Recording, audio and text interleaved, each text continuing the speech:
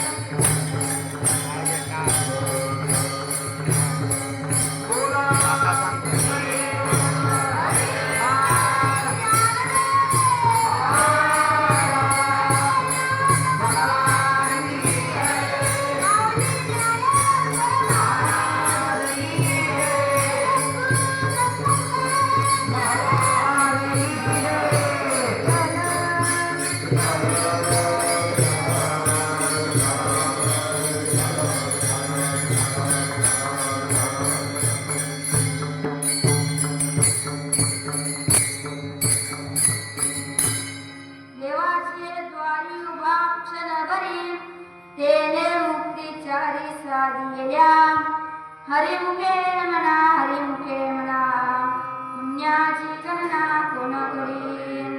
प्रस्तुत प्रसंगी प्राप्त स्थळी कीर्तन रूपी सेवेकरता निवडलेला अभंग अनाथांची माय असणारे संत ज्ञानेश्वर महाराजांचा असून सुश्राव्य 4 चरणाचा आहे.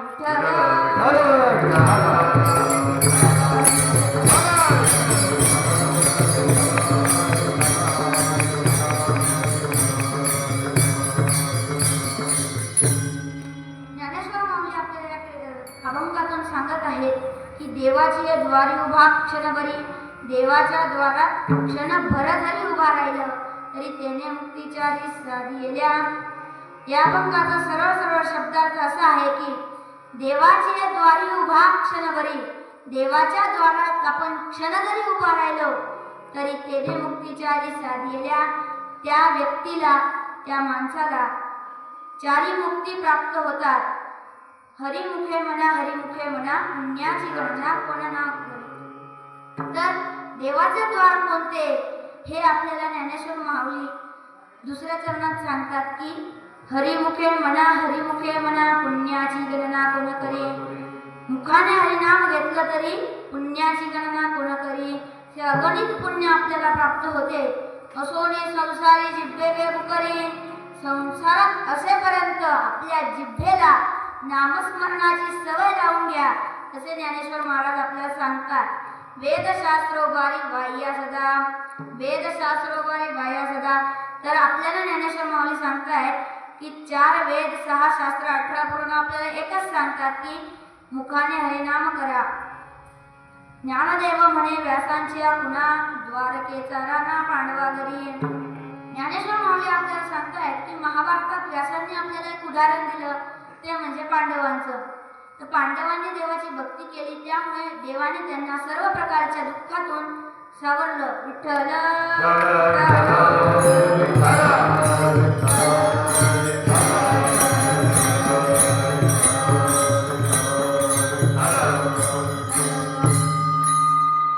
असा या अभंगाचा सरळ सरळ शब्दार्थ मी तुमच्या समोर ठेवला.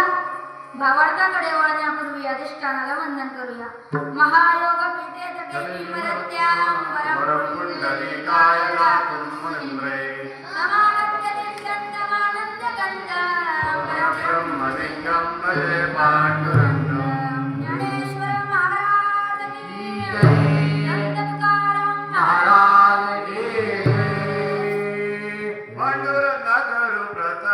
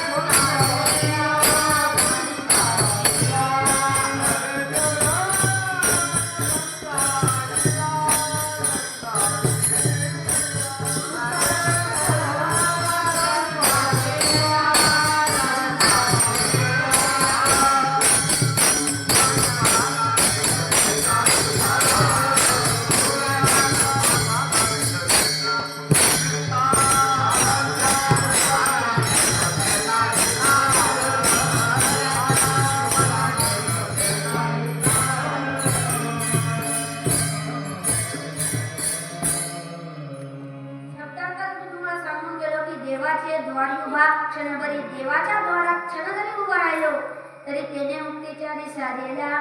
तर त्या व्यक्तीला आपल्याला 4 मुक्ती प्राप्त होतात. कोणत्या कोणत्या? सलोपता, समीपता, स्वरूपता आणि सायुज्यता. या 4 मुक्ती आपल्याला देवाच्या द्वारात क्षणभरी जरी उभा राहिलं तरी प्राप्त होतात. ज्ञानेश्वर माऊली असं सांगतात की देवाचे द्वार कोणते हे आपल्याला नेमकं माहीत नसतं. आपण कोणत्या तरी भलत्याच गोष्टीला देवाचे द्वार समजून आपले आयुष्य खर्चिक पाडतो आणि त्यामुळे आपल्याला मुक्तीची प्राप्ती होत नाही. तर प्रश्न असा पडतो, आपल्याला देवाचे द्वार माहिती नाही, मग आपण दुसऱ्याच कोणत्या तरी ठिकाणाला देवाचा द्वार समजून तिथे भक्ती केली तर आपल्याला 4 मुक्ती प्राप्त होतील का? तर या प्रश्नाचं उत्तर या प्रसंगातून आपल्याला मिळेल. एका व्यक्तीला मद्रासला जायचे होते. तो रेल्वे स्टेशनवर गेला. स्टेशनवर खूप गर्दी होती. 5 तिकीट काउंटर होते, 5 ते 6 तिकीट काउंटर होते. त्याच्यावर खूप गर्दी होती. त्यापैकी एका तिकीट काउंटरवर खूप कमी गर्दी होती, त्यामुळे तो तिथे उभा राहिला. 1.5 तास त्याला उभं राहणं झाला. त्याच्यानंतर 1.5 तासानंतर त्याचा नंबर लागला. जेव्हा त्याचा नंबर लागला तेव्हा त्याने विचारलं की मला मद्रासचे 4 तिकीट हवे. तेव्हा तो तिकीट काउंटरवाला म्हणाला की इथे मद्रासचे तिकीट मिळत नाही. मग प्रवासी म्हणाला की मी 1.5 तास इथं उभा राहिलो, मला आधीच सांगायचं ना. तर तेव्हा तिकीट काउंटरवाला म्हणाला की तुम्हाला एवढंच माहिती होतं की आपल्याला वेळ होणार आहे, तर तुम्ही पहिलेच विचारून घ्यावं की कोणत्या तिकीट काउंटरवर आपल्याला मद्रासचे तिकीट मिळेल. तर इथे चूक तिकीट काउंटरवाल्याची नसून ती चूक आपली आहे. आपण कोणत्या भलत्याच गोष्टीला देवाचे द्वार समजून आपली भक्ती दाखवतो, पण त्यामुळे आपल्याला चारी मुक्ती प्राप्त होत नाही.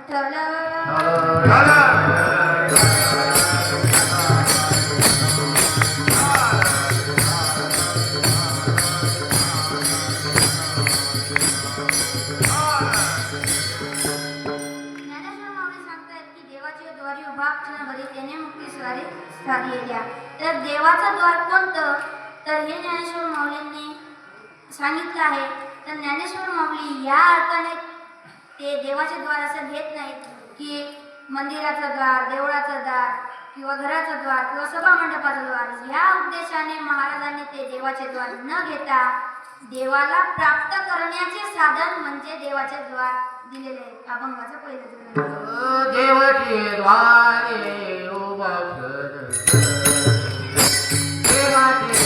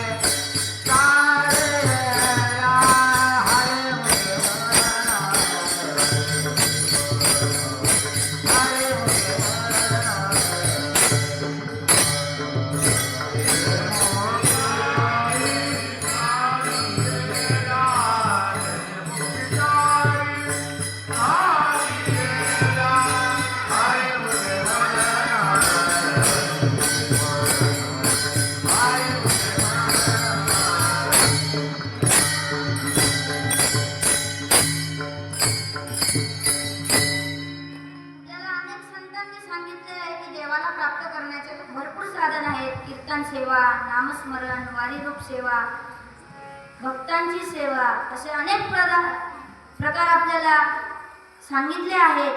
पण त्यापैकी 3 प्रकार खूप सोपे आहेत. त्यातलं पहिला प्रकार म्हणजे वेदाध्ययन. वेदाध्ययन म्हणजे वेदैश्च सर्वैरहमेव वेद्यो वेदांतकृत वेद विदेहचः. कृष्ण भगवान आपल्याला सांगून जातात की वेदैश्च सर्वैरहमेव वेद्यो, वेदाच्या अध्ययनाने परमेश्वराचे यथार्थ ज्ञान झाले की परमेश्वराची आपल्याला प्राप्ती होते. दुसरं म्हणजे संत सेवा. संत सेवा कशी असते? परमेश्वराचे जे भक्त आहे, उदाहरणार्थ तुकाराम महाराज, ज्ञानेश्वर महाराज, एकनाथ महाराज, नामदेवराय, तर यांची भक्ती केल्यावर आपल्याला सुद्धा परमेश्वराची प्राप्ती होऊ शकते. पण या धकाधकीच्या जीवनात आपल्याला ते सगळं करणं शक्य नाही.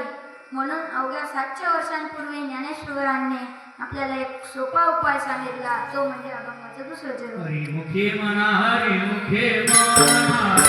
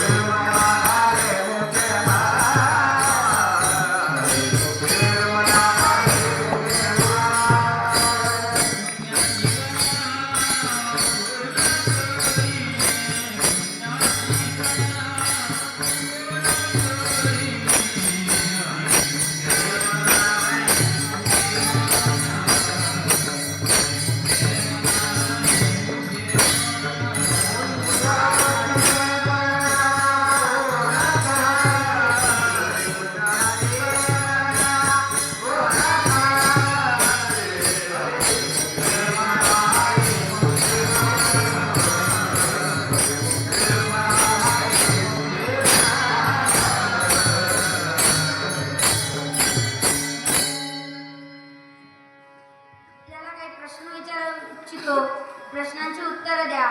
कोणाला कोणाला वाटतं देवाची आपल्यावर कृपा व्हावी? ज्यांना वाटतं त्यांनी हात वरती करा. कोणाला वाटतं देवाची कृपा आपल्यावर व्हावी? बाकीच्यांना वाटत नाही.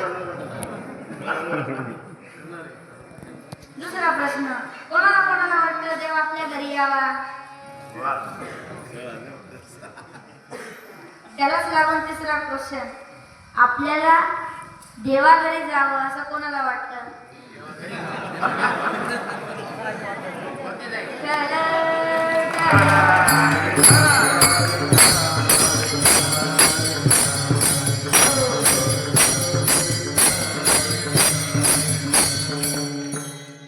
असोने संसारी जिव्हे वे मुकरी, वेदशास्त्रो वाणी बाह्या सदा.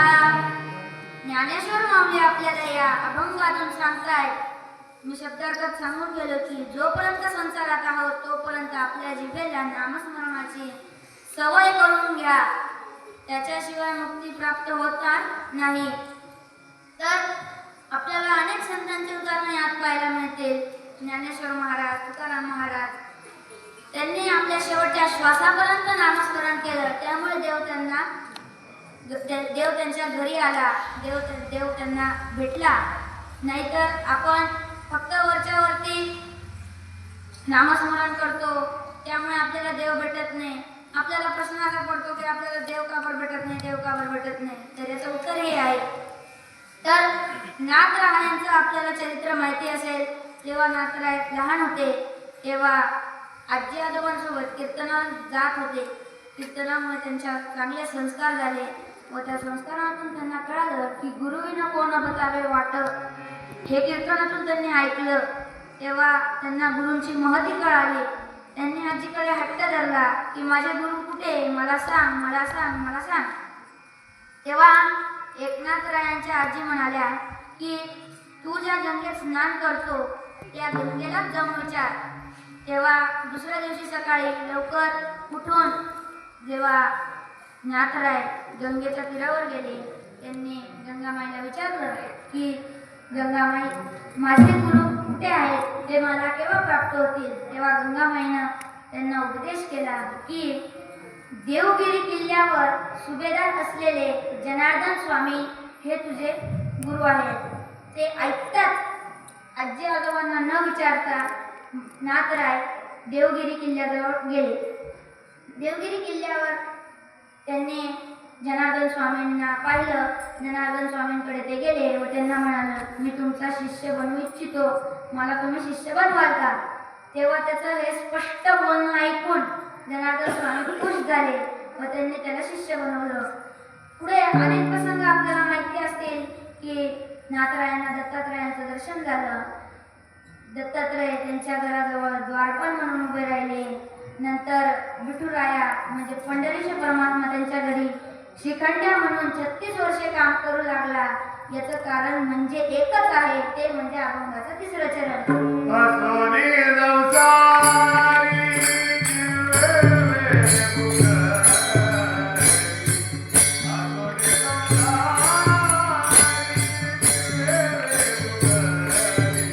मुकरी, वेदशास्त्र उभारी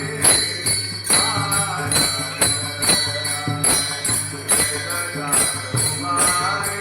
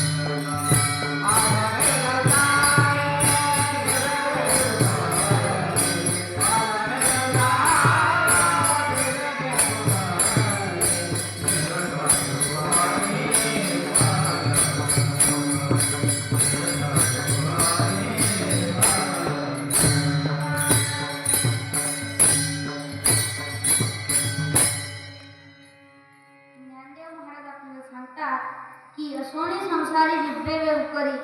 संसारात जोपर्यंत आपण आहोत तोपर्यंत आपल्याला नामस्मरणाची सवय लावूनच घेतली पाहिजे. त्याच्याशिवाय आपल्याला चारिमुक्ती प्राप्त होणार नाही. वेदशास्त्रोबारी बाह्य सदा 4 वेद 6 शास्त्र 18 पुराण आपल्याला एकच सांगतात की मुखाने नामस्मरण करा. विठोबाची शरण जावे विठ्ठलाचा नाम.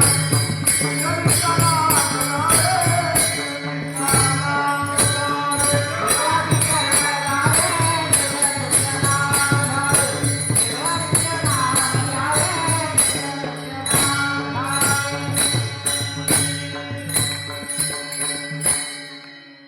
या अभंगाला अनुसंगून एक कथाभाग सांगतो आणि माझ्या वाणीला विराम देतो.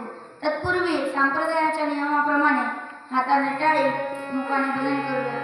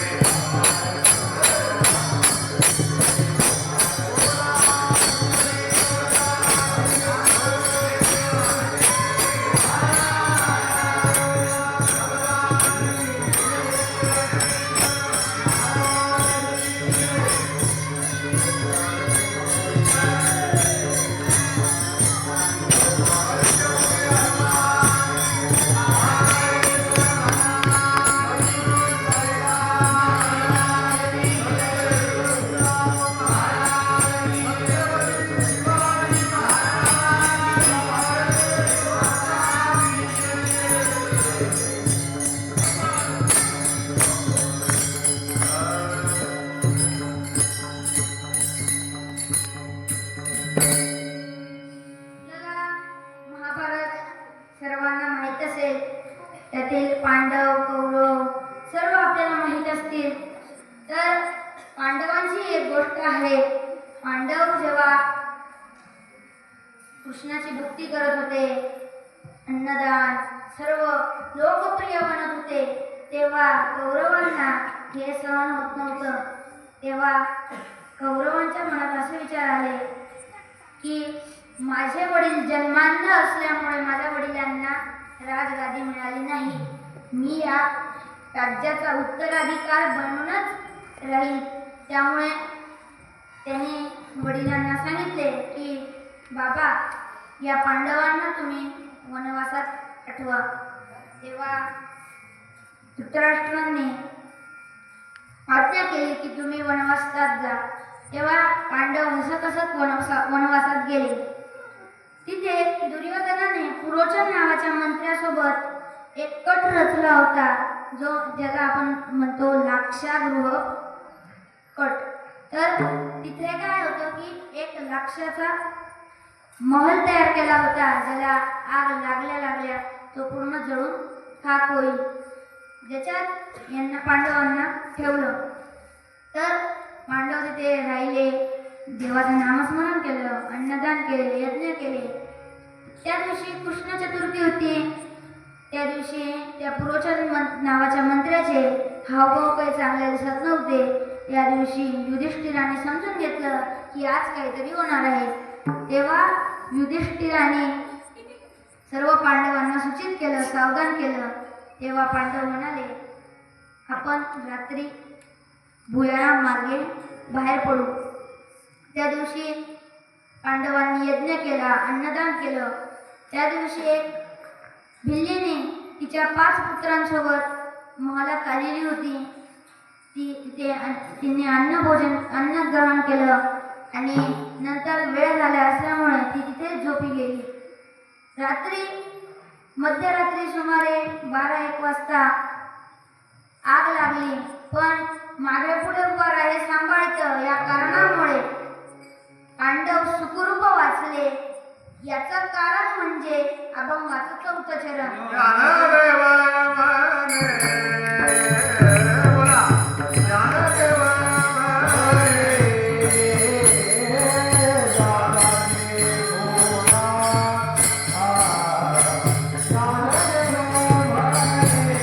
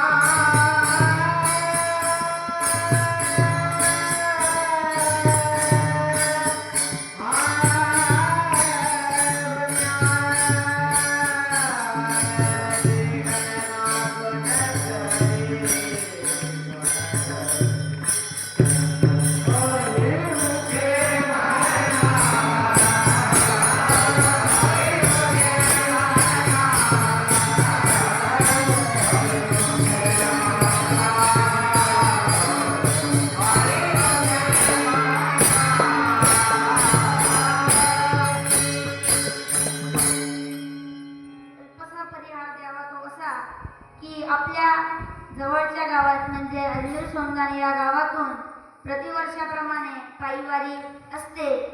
अजमेर सोमनाथ ते शिर्डी त्या वारीतील पहिल्या दिवसाची कीर्तनरूपी सेवा माझ्याकडे आली. त्याबद्दल मी पंचमुखी हनुमान भजनी मंडळाचे आभारी आहे. माझे हे पहिलं कीर्तन आहे म्हणून जे चुकलं असेल माफ करा. एवढं बोललो म्हणजे अभंग सुटला असे नव्हे तर वेळ आपली संपलेली आहे. टाइम इज मनी या न्यायाप्रमाणे आपण माझा वंदन विराम देतो.